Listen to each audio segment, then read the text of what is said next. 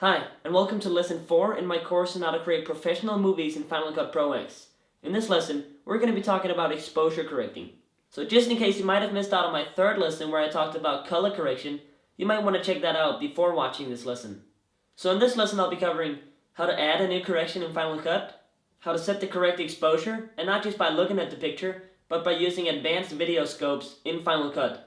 And I'm going to show you all of that with a simple step-by-step workflow using different clips as examples.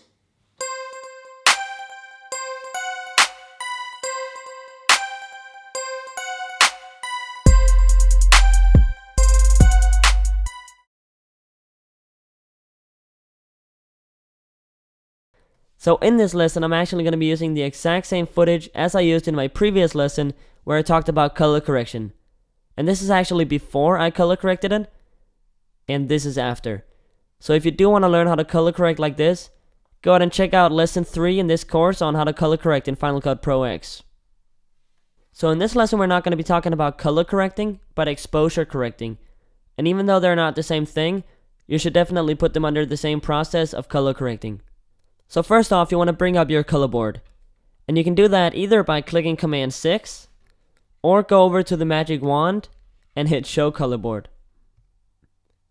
This will simply bring up your color board where you have the options of adjusting exposure, saturation, and color. And since I adjusted my color and saturation in my last lesson, we're going to be covering exposure in this lesson.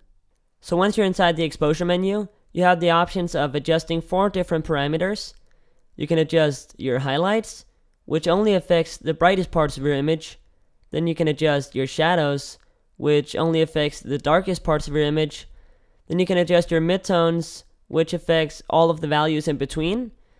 And then last but not least, you have your global controls, which controls all of these values, but with one adjustment. In most situations, the global control won't be good enough for the perfect exposure. So in this lesson, we'll be covering how to use the shadows, midtones, and highlights.